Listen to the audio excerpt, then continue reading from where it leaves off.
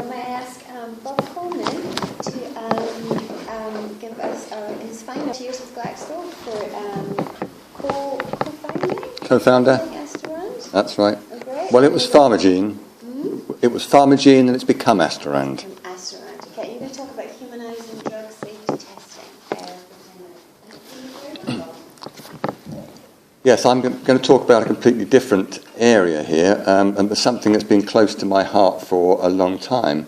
During my very nearly 50 years in the pharmaceutical area, it's become increasingly obvious to me over these years that there are considerable shortcomings in the way that we identify efficacy and safety of new medicines. And I've actually been trying to do something about that for many of those years. With, I have to say, to a degree, limited success. But that's just too bad. I think that, what have we got? Does this one do anything? No, this way. Okay, I've got one here. I assume that does it. No, this one will.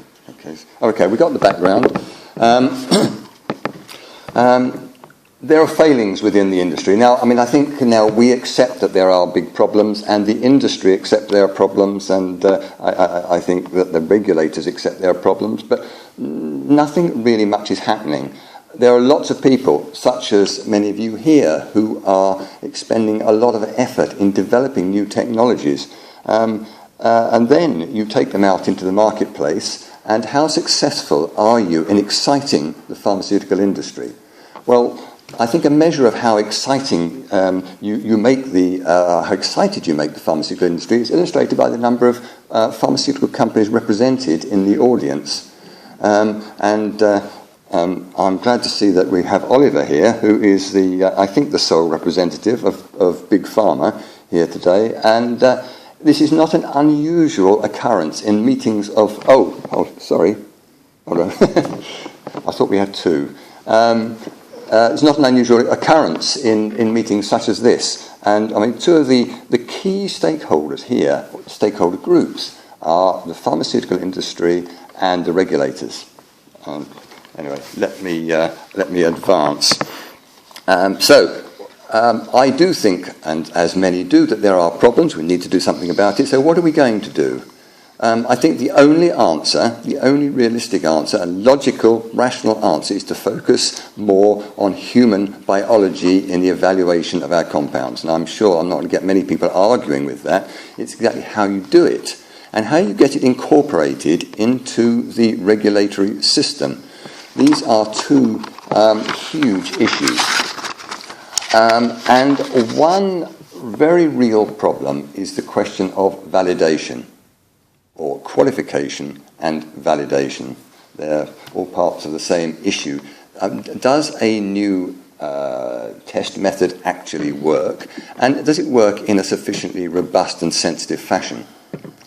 Well, validation is an interesting issue, and there are bodies that are established to evaluate validation, how good your system is. Organisations such as ECVAM over here, ICVAM over there, but the questions they ask are very rigorous.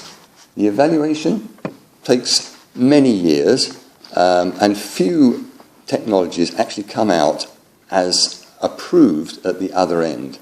It is very rigorous. And you could say, well, it's got to be rigorous. This is an important question. But then if you actually look at the systems that we are currently using, none of them was ever validated. They were all established 50 years ago and have been used because they've been used. Physiology, non-human physiology, has very many similarities with human physiology, but species are different.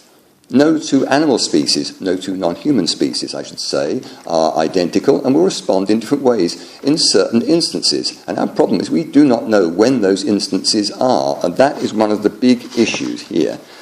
And scientific advance in any field is achieved not with a single great leap, unless you're extraordinarily lucky.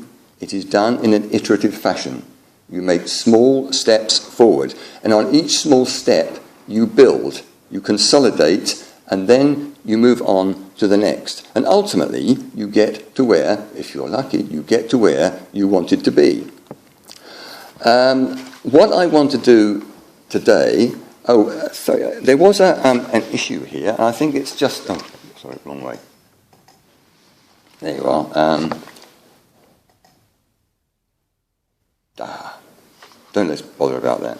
Let's just go ahead. I want to describe a pragmatic approach to drug discovery efficacy and safety assessment, and it really resolves around this question of a small step forward. We have a lot of information on chemicals, on drugs that have gone into patients. And we know that most of those do not actually emerge at the other end as a successful entity. They either lack the efficacy or the safety that is required of those compounds. And we heard the other day is about an 8% translation from those that enter clinical assessment to those that actually come out the other end as successful drugs. And even some of those, that are successful drugs in that they do what they're expected to do, they seem to be safe, they go on the market, and then subsequently problems emerge. There are issues here, there are big issues to be resolved, but we know about these compounds. There are compounds there for which we have all the preclinical information. Sorry, we don't necessarily have it, but it is available. It is there somewhere. We know about the clinical information. We know what happened to those compounds when they went into man, and we should make use of that information. So what I'm suggesting here is that we look at a very rational approach to assessing new compounds, or new technologies to assess compounds, and it's based on compounds that we know, and identifying compounds with shortcomings, identify compounds that have passed all the regulatory approved hurdles and have suggested to the regulators and to the developers, these compounds are safe and effective, and they have subsequently failed. Well, these are very good examples where the system has let us down. The question is, are there technologies that could have done a better job? Are there technologies that are available that could have identified those compounds? And the idea is to identify a range of compounds for which this is the case, compounds that have gone into the clinic as drugs and have subsequently gone on to cause toxicities. Take those compounds and submit them to as wide a range of technologies, and there are many different technologies represented here, even in the same field. Everybody has got their own variation, and so there are plenty of technologies to which these can be applied, and see whether use of those technologies, either singly or in combination, could arguably have identified the problems that we actually encountered in the real world. Now, that is easily said and less easily done in terms of interpreting in vitro information, because all sorts of differences between clinical use and in vitro results. So a very key part of this is for each of these compounds there should be a negative control.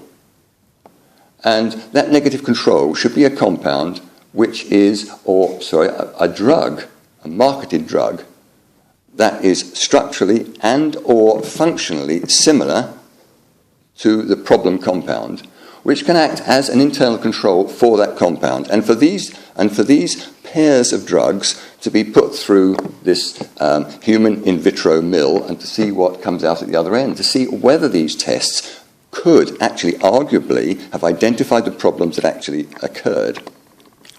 We designed such a study some little while ago, and we tried to get funding for it.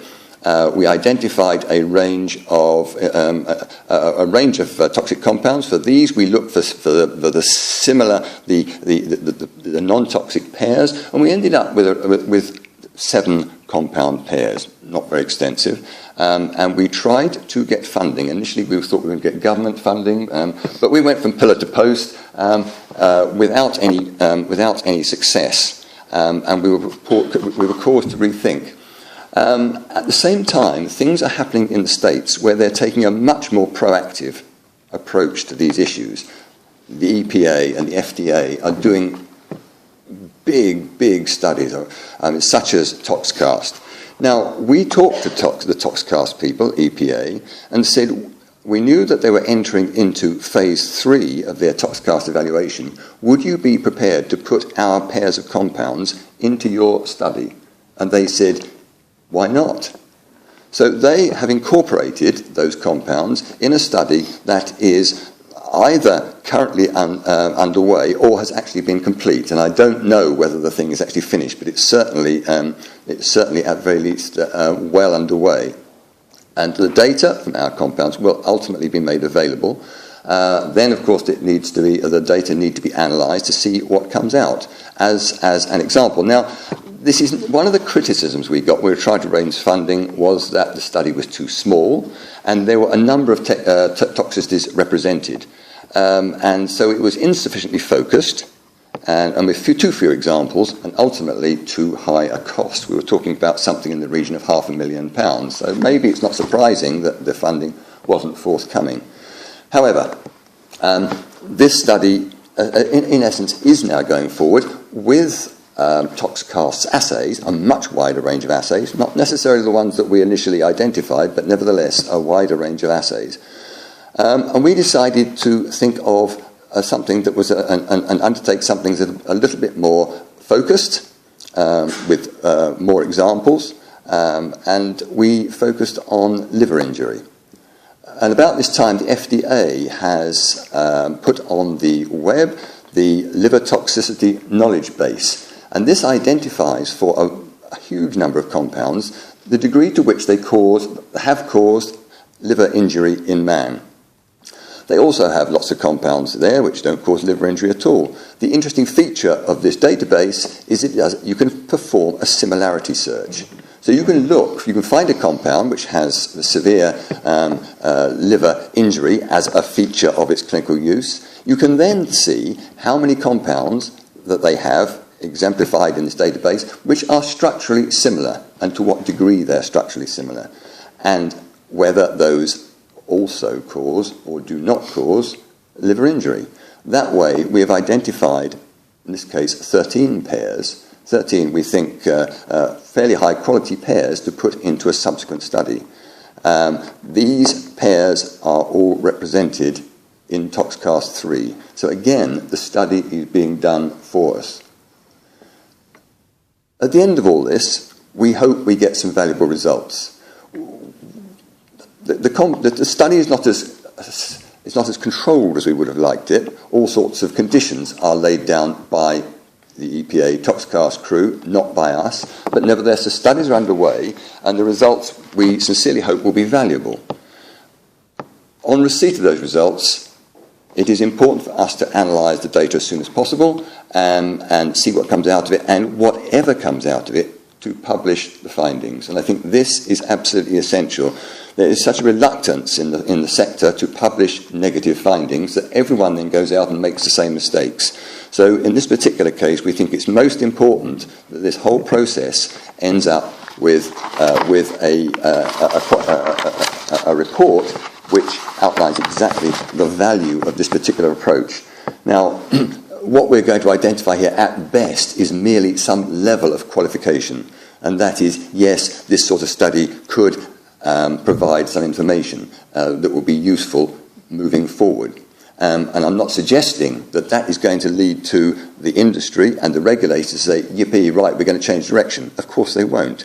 But at least there'll be something here, hopefully, that is concrete, that they can then base some sort of rationale for moving forward. And that is to look at wider ranges of compounds, to focus on what appeared to be the successful assays and refine those assays. And ultimately, should that prove to incremental success, ultimately, who knows, perhaps some of these technologies will end up as regulatory requirements, either as additions or replacements. Who knows?